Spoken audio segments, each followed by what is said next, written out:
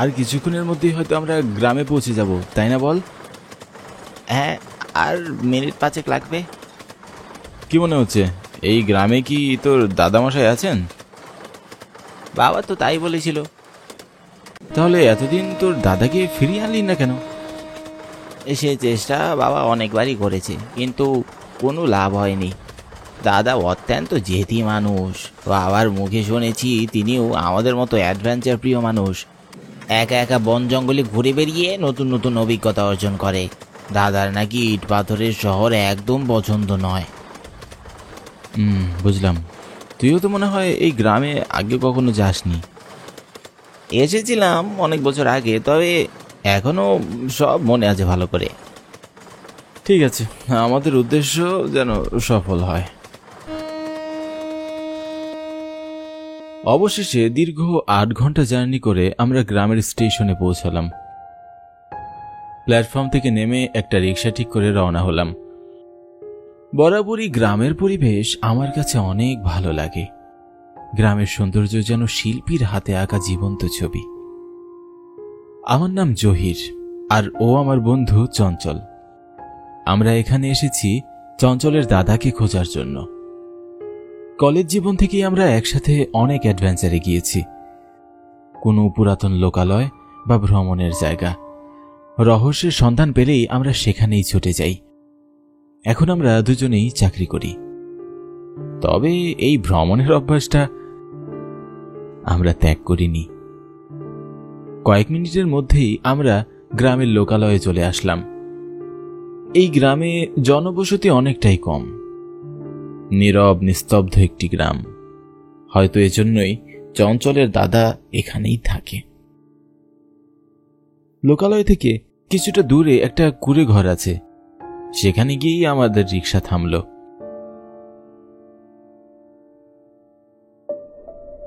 এখানেই কি তোর দাদা থাকে? হ্যাঁ, ওই বাড়িটাই দাদুর। দেখে তো মনে হয় না ওখানে কেউ থাকে। চল আগে ভিতরে যাই।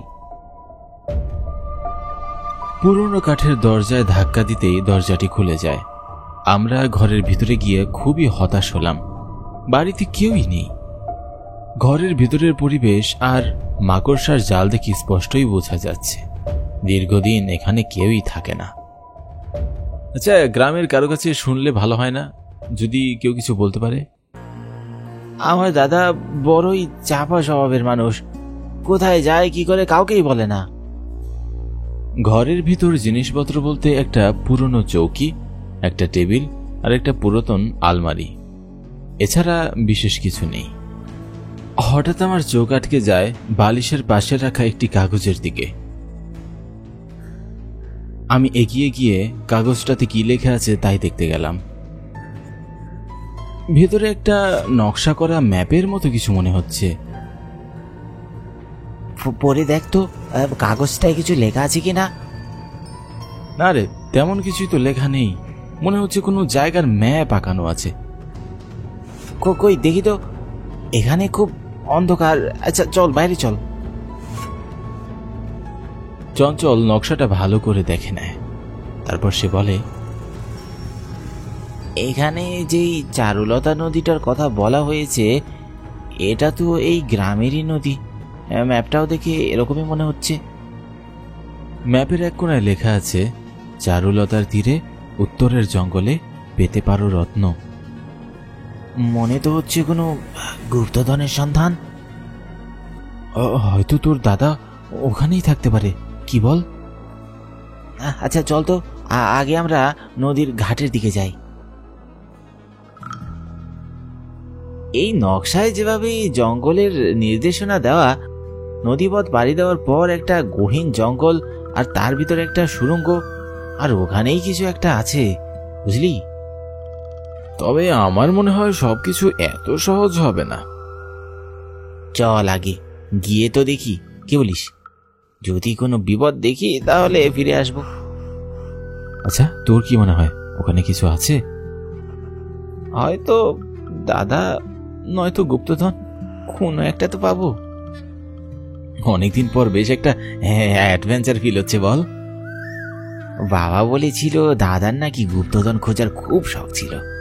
আর এজন্য বন জঙ্গলে অচেনা জায়গায় অনেকবার গিয়েছেও বটে। আশা করি ভালো কিছুই হবে। চল। কিছু সময় হাঁটার পর আমরা নদীর ঘাটে এসে পৌঁছালাম। নদীর পাড়ে মাত্র একজন মাঝি নৌকা নিয়ে বসে আছে। এখন দুপুরের সময়, খালি থাকাটাই স্বাভাবিক। নদী পার হইবেন নাকি আপনারা? হ্যাঁ, মানে আমরা ওই উত্তরের জঙ্গলের দিকে যাব। বাবুরা শহর থেকে আইছেন মনে হইতেছে। জি চাচা।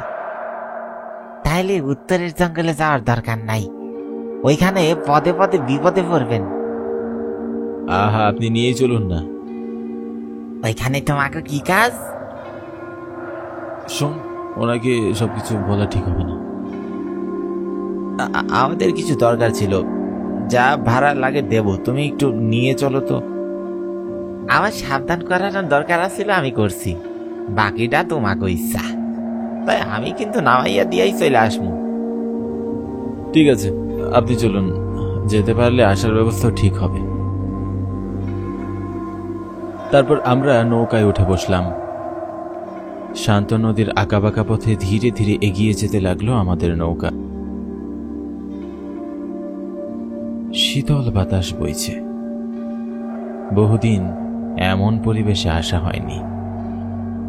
তখন প্রায় দুপুর 3টা বাজে। পৌঁছাতে আর কত সময় লাগতে পারে? তা এখনো 2-1 ঘন্টা তো লাগবেই। আপনি কখনো গিয়েছেন ওই জঙ্গলে?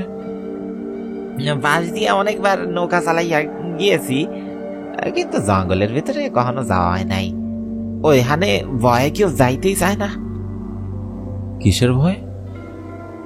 আমরা তোমাকে শহরের মানুষের মতন না, কোথাও বিপদ আছে শুনলে সেখানে আমরা আর যাই না। বাপ দাদার মুখ থেকে যা শুনি সেইটাই আমরা বিশ্বাস করি। এখন কিসের বিপদ তাও তো কেরা জানে। হ্যাঁ, বলি সুখে থাকতে কি বুতে গিলা? তোমাকে তো তাই হইছে, বুঝলে? থাক, আর বেশি কথা বাড়াস না, মনে হয় লোকটা রেগে যাচ্ছে। আমরা আর কোনো কথা বললাম না। চারিদিকে একেবারেই জনমানব শূন্য। এখন ভয় হচ্ছে ফেরার পথে নৌকা পাবো কিনা। জঙ্গলের যতই কাছে এগোচ্ছি, মাঝির চোখে মুখে কেমন যেন ভয়ের ছাপ আরো বেশি করে ফুটে উঠছে। প্রায় সন্ধ্যা নাগাদ আমরা উত্তরের জঙ্গলে গিয়ে পৌঁছালাম। আমাদের নামিয়ে দিয়ে মাঝি ফ্যাকাশে গলায় বলল, আমি চললাম বাপু, তোমরা যা পারো করো। আমাদের তো ফিরতে রাত হয়ে যাবে, এ নদীতে নৌকা পাওয়া যাবে কি? দিনের বেলায় পথে 2-1টা নৌকা পাওয়া যায়, তবে এ অবেলায় পাবেন না। আমরা কয়েক ঘন্টার মধ্যে ফিরে আসব। আপনি কি এখানে একটু অপেক্ষা করতে পারবেন? যা ভাড়া চান আমরা দিতে রাজি আছি। টাকা পয়সার উপর জগামাজির কোনো লোভ নাই। এই জঙ্গলে যে যায় সে আর ফিরে আসতে পারে না। আপনি অনেক নিষেধ করছিলাম, আমি চললাম, আশা করি ফিরাইতে পারবেন। মাঝির কথায় আমরা বেশ চিন্তিত হয়ে পড়লাম। এত দূর যখন এসেই পড়েছি, এখন আর ফিরে যাওয়া যায় না। মাঝি নৌকা নিয়ে চলে যায়। আমরাও জঙ্গলের ভিতর হাঁটতে থাকি। এই জঙ্গলে অনেক রহস্য লুকিয়ে আছে রে। তুই একবার একটু ম্যাপটা দেখে নে তো, আমরা ঠিক পথেই যাচ্ছি কিনা। হ্যাঁ রে, আমরা ঠিক পথেই যাচ্ছি, কিন্তু চারপাশটা কেমন অন্ধকার লাগছে না? ঠিকই বলেছিস, বিকেল গড়িয়ে সন্ধ্যা ঘনিয়ে এসেছে। একটু পর চারিদিকে তো গুটগুটে অন্ধকার হয়ে যাবে। সমস্যা নেই, ব্যাগে টর্চ আছে, কিন্তু আমার মনে হয় শুকনো কাঠ পাতা নিয়ে একটা মশালের মতো বানিয়ে নিলে ভালো হতো না? আমরা নকশার নির্দেশনা মতো জঙ্গলের পথ ধরে এগোচ্ছিলাম। মাঝে মাঝে গভীর জঙ্গলের মধ্য থেকে নাম না জানা কিছু অদ্ভুত প্রাণীর ডাক কানে ভেসে আসতে লাগলো। হয়তো এই জঙ্গলে নতুন মানুষের আগমনের কারণে তারা আসন্ন বিপদের জানান দিচ্ছে। প্রকৃতি বড়ই বিচিত্র, সবকিছুই তার আপন নিয়মেই চলে। নিয়মের বাইরে কিছু হলেই তার স্পষ্ট আভাস পাওয়া যায়।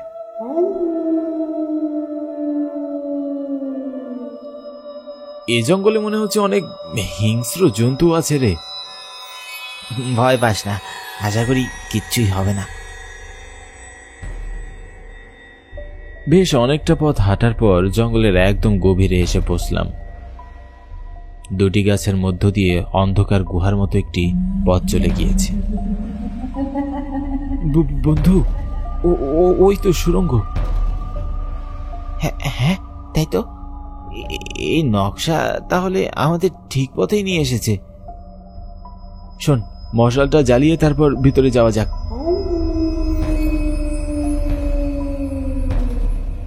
তারপর আমরা মশাল জ্বালিয়ে গুহার ভিতরে যেতে লাগলাম।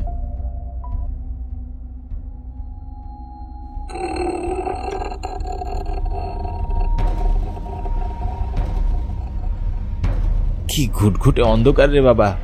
শুনেছি এরকম কিছু কিছু গুহা নাকি অনেক দীর্ঘ হয়ে থাকে। জানি না এটা কত দূর পর্যন্ত গেছে।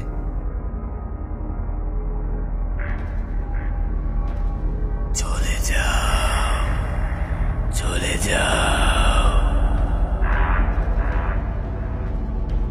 তুই কি কোনো অদ্ভুত শব্দ শুনতে পাচ্ছিস? হ্যাঁ, পাচ্ছি। মনে হচ্ছে কেউ চলে যেতে বলছে। চলে যাও। অন্ধকার গুহার মধ্যে দুপাশ দিয়ে কয়েকটি কঙ্কাল পড়ে আছে। ভয়ে আমাদের গলা শুকিয়ে আসতে লাগলো। খুবই ভয়ঙ্কর এই সুড়ঙ্গ। ওই দূরে মনে হচ্ছে কিছু একটা জল জল করছে। ওখানে নিশ্চয়ই কিছু একটা আছে।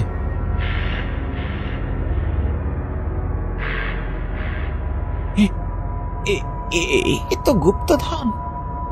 হ্যাঁ, চারিদিকে শুধু সোনা দানা, হীরা, মুক্তা। এ তো 7 রাজার গুপ্তধন রে। কিন্তু তোর দাদা তো কোথাও নেই।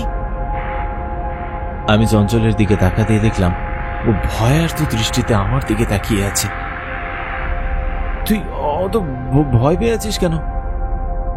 তোর পিছনে তাকিয়ে দেখ, ওগুলো কি?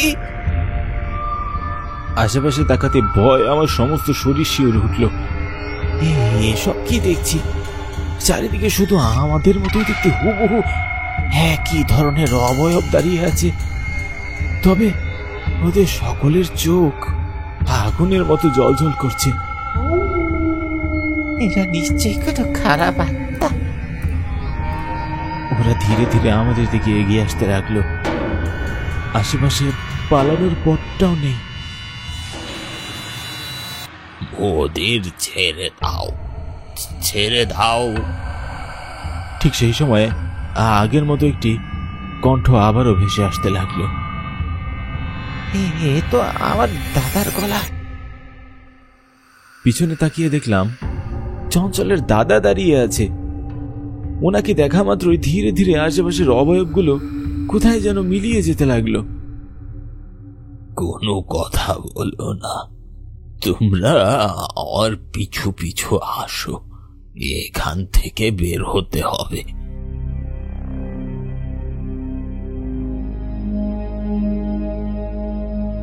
কিরে, তাড়াতাড়ি আয়।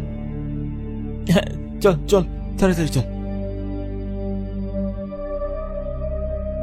তারপর আমরা ওনাকে অনুসরণ করে গুহা থেকে বাইরে বের হয়ে আসলাম। দাদু, তুমি কোথায় ছিলে এতদিন? আরে দাদু ভাই, আমি বেঁচে থাকতে তোমাদের খুব একটা সময় দিতে পারিনি। পারলে তোমরা আমায় ক্ষমা করে দিও। কি বলছো কি তুমি এসব? আমি তো কিছু বুঝতে পারছি না। তোমাকে ফিরিয়ে নেওয়ার জন্যই তো আমরা এই গ্রামে এসেছি। তোমাকে তো নিয়েই যাব। আমি সবই জানি, তবে এখানে এসে তোমরা ঠিক করনি। এই জায়গা বড়ই অভিশপ্ত, এখানেই আমার মৃত্যু হয়। কোনোভাবে কি আপনাকে ফিরে পাওয়া যাবে না? মৃত মানুষ কি আর কখনো ফিরে আসে? তবেই তোমরা আর এখানে এক মুহূর্তও থেকো না। কিছু রহস্য অসমাপ্ত থেকে যাওয়াই ভালো। তাই এই জায়গার কথা কাউকে বলো না। নদীর ঘাটে তোমাদের জন্য একটা নৌকা দিয়েছি। তোমাদের আর কোনো ভয় নেই। ফিরে যাও, সাবধানে থেকো। নিজেকে একটু শক্ত কর। তোর দাদা আর নেই। আমাদের এখান থেকে চলে যাওয়াটাই ভালো হবে। চল চল বন্ধু, ফিরে যাই। নদীর তীরে এসে দেখলাম একটা নৌকা বাঁধা আছে। নৌকাটি নিয়ে আমরা গ্রামের দিকে যেতে লাগলাম। সত্যি জীবনে কত অলৌকিক ঘটনা এটা ঘটে বল। হ্যাঁ, ঠিকই বলেছিস। অনেক কিছুই আমাদের জানাশোনার বাইরেও ঘটে।